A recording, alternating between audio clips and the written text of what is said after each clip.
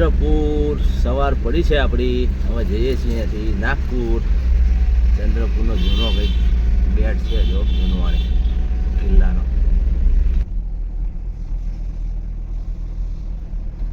Entry gate છે. હઝરત કિવલા બાબાની દરગાહ છે. બહાર નીકળ્યા છીએ. હવે આગળ હજુ એક બ્રિજ આવે. એન્ટ્રી ગેટ તો કયો ગેટ ખબર નહીં. બ્રિજ આવે છે સાથે આ લાઇટિંગ વાળું ચમકતું હતું એ બધું નહીં. આપણે આવ્યા હતા ઘુગ્ગુસ થઈને, ઘુગ્ગુસ અને વણી યવતમાલ થઈને વર્ધા સાઈડ રહી ગયું. હવે જવાનું નાગપુર.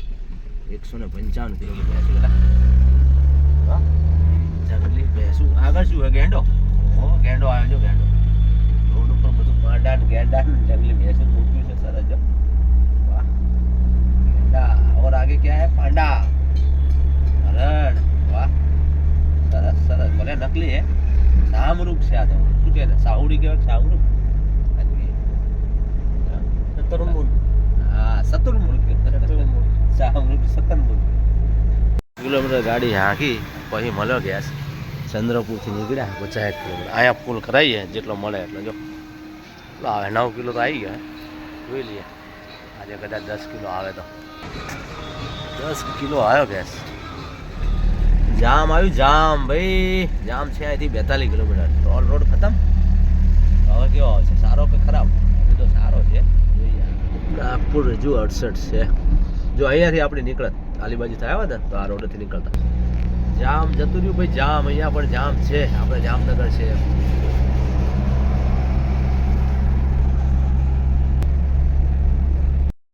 નાગપુર પહોંચી ગયા આપણે. હા ભાઈ નાગપુર આવી ગયા છીએ. બતાવ્યા હતા આપણે ટ્રિપલ લાઈન વાળા બ્રિજ. જો નીચે રોડ, આ ઉપર બ્રિજ, એની ઉપર મેટ્રો. આપણે આવે વચ્ચે જે બ્રિજ છે એમાં ચાલી રહ્યા છીએ અત્યારે નાગપુરમાં. નાગપુરમાં છે ને એરિયાનો ફર્સ્ટ ટ્રિપલ લેયર રોડ. જો પર મેટ્રો વચમાં આવે. હજુ નીચે રોડ છે. આવ્યું metro station Ujjwalnagar. Ujjwalnagar metro station.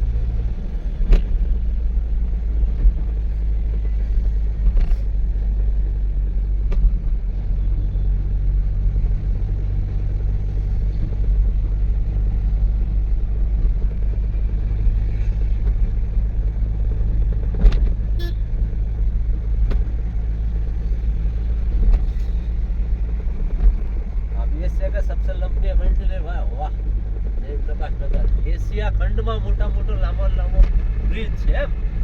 Asia ખંડનો. ઓહ ઓહ ઓહ બોલો કેટલું કામ છે ને તમારે.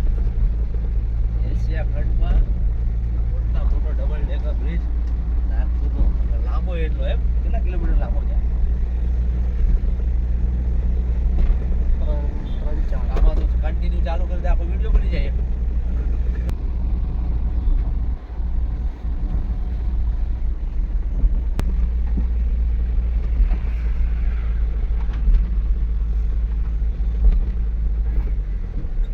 પૂરો થયો ડબલ ડેકર. છત્રપતિ ગયું, નકલું ગયું, કેટલા સ્ટેશન ગયા. પાછું આવ્યું અજની ચોક. અજની ચોક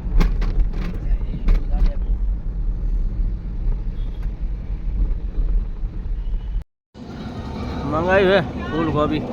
રોકાયા હી જમવા માટે નાગપુરથી નીકળી.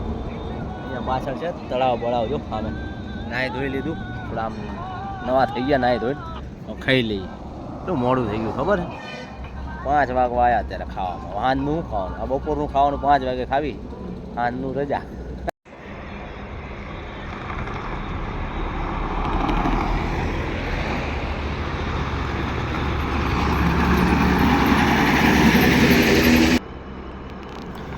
ગાડી આવે જોજો. આ નાના નાના ડટ્ટી દેખાય કુદાડતી જાય. જોજો એટલા મોટા હોય એટલે કુદાડે. આ નાની નાની ડટ્ટી નાખી છે. શેના મના નાખી ખબર નહીં પડતી. બીજી ગાડી આવે 2-3 જોજો કેટલો પછાડ લાગે. જોજો અવાજ. 4 વ્હીલ. આ 4 વ્હીલ મોટી ગાડી લાગે કંઈ નહીં. કેટલી ગાડી નુકસાન કરે. સ્પેર પાર્ટ ઢીલા કરી નાખે શરીરના ગાડીના. જો ઝૂલે જોડે कई रीते एक्सीडेंट है जो HR38 नंबर की गाड़ी है जो भाई जो केवी हालत थाय છે જો નાની નાની ભૂલમાં ગઈ રાત નો હોય સ્પીડ બ્રેકર ના દાદા સ્પીડ બ્રેકર ના લીધે જ આગળ વાળી ગાડી સ્પીડમાં હશે એની પાછળ આ ફૂલ સ્પીડમાં હશે એમાં લાગી ગયા પાછળ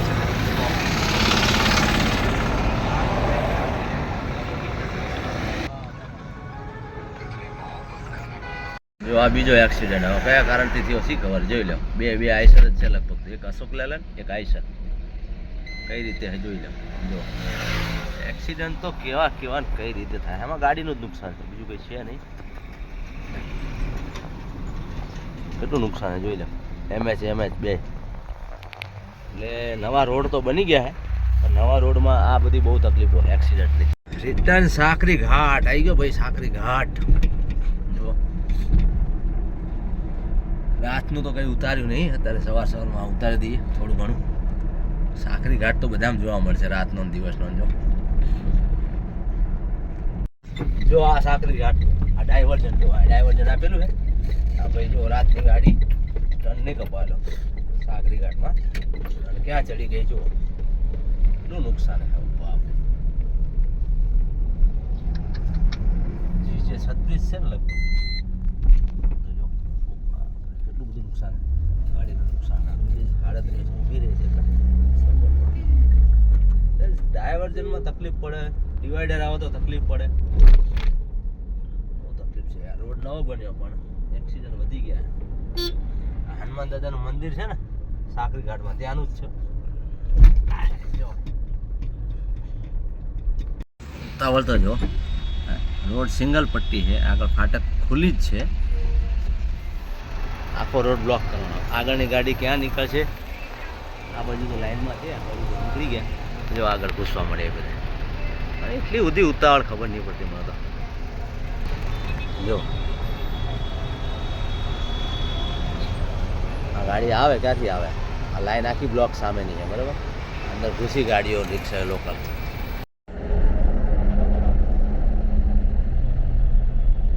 અહીંયા પહોંચતા અડધો કલાક થઈ લાઈન ચાલુ થઈ બે ત્યાં પહોંચ સુધા બંધ થઈ જાય ફાટક શું કરવાનું બોલો ફાટક વટીને જોઈએ પહેલી બાજુ કેટલી લાઈન આ બાજુ તો છૂટ્યા રોંગ સાઈડ ઘૂસીને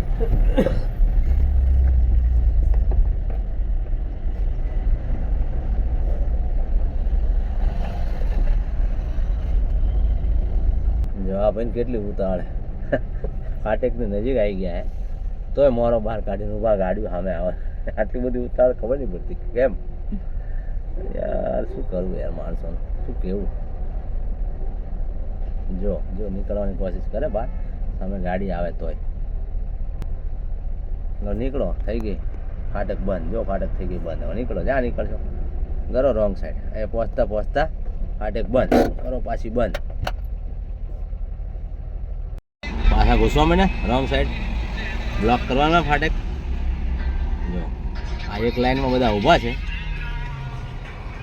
આ લાઈનમાં ઊભા છે આ બીજી લાઈન બ્લોક કરવા મળે જોઈ લો એમની સેન્સ જોઈ લો ટ્રાફિક સેન્સ હજુ તો આવશે જોજો હજુ ખાલી છે ને આખું પેક કરી દેશે જોજો આવશે જો ચાલુ જ રાખું વિડીયો આવી ટ્રેન આવી ગયા સટલિયા બી પાછળ જોજો હજી ખુલે પછી અફરાતફરી જોજો કેવી થાય લાઈન લાગવાની સટલિયા 4 વ્હીલર જો આવશે હજી તો બસો આવશે હજી તો જો લોકલ બસ હા આવી ગઈ બસ આવી ગયા બરાબર હજુ લાઈન લગાડો પાછળ લગાડો આ બધાને જવા દેવાના આપણે ઊભું રહેવાનું લાઈનમાં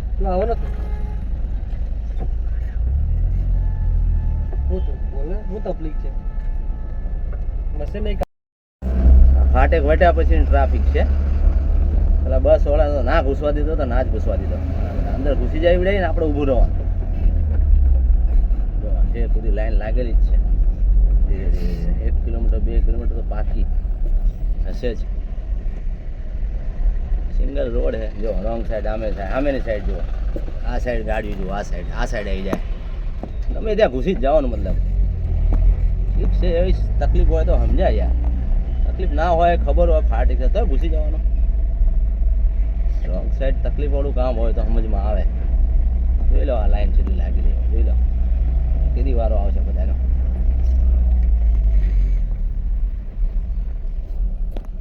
આટલી લાઈન લાગી છે તો ભાઈ રોંગ સાઈડમાં આવે છે ને, આ બાજુથી શોર્ટકટમાં આવે. જો આ બીજી ફાટેક કેટલી લાઈન લાગી છે નવાપુરા. આવી 2 કિલોમીટર તો ખરી. ચલો ખાલી રોડ છે, બેસી જાઓ. ટ્રેન આવી ગઈ છે, જાય છે. જો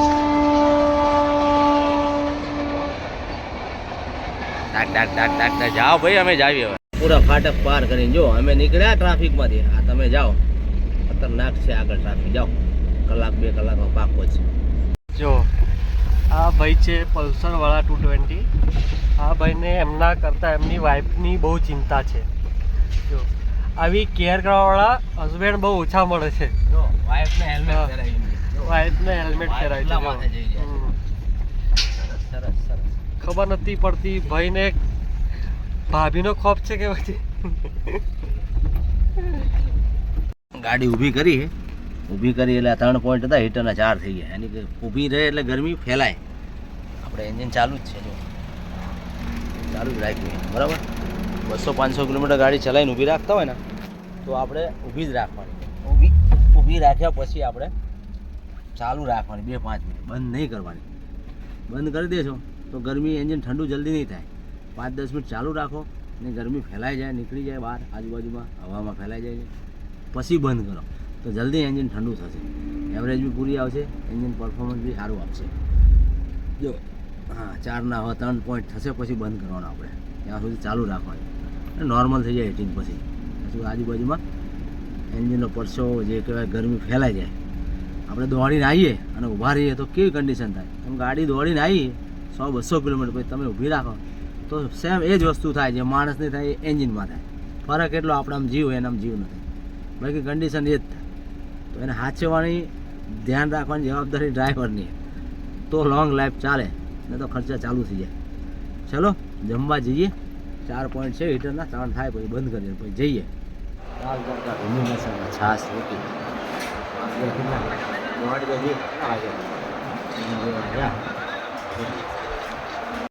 ભીંડી મસાલા સારું છે, દાળ તડકા ખબર નહીં, મસ્ત છે. આપણે ગુજરાતમાં આવી ગયા છીએ, જમી લીધું, જમીને હવે નીકળ્યા છીએ. સોનગઢ વ્યારા જતું રહ્યું, પછી ઉભા રહ્યા હતા, હોટલ આવી તો જમીને નીકળ્યા છીએ. જો કામ ચાલુ છે, ત્યાં રોડના કામ ચાલુ જ રહેવાના. જેવો ત્યાં સુધી મરો ત્યાં સુધી જમ્યા જાઓ, કાં તો નવા ને તો જૂના ચાલુ જ રહેવાના. ભાઈ એકવાર બની ગયો તો કે આજીવન રહેવાનું નથી. એટલે એક્સિડન્ટનું બહુ ધ્યાન રાખજો. આ રોડ ઉપર એક્સિડન્ટ બહુ થાય, બહુ નુકસાન છે. ધ્યાન રાખી ચલાવજો ગાડી. અમે તો રાખવી તો તમે કે મફતમાં સલાહ આપી. ત્યારે તમે ભીડાઈ જાય ગાત ન કાઢતા, કે બહુ સલાહ આપતા હતા બધા. તો અમારું તો કામ છે, રાતથી ફરીએ તો મફતમાં સલાહ આપીએ.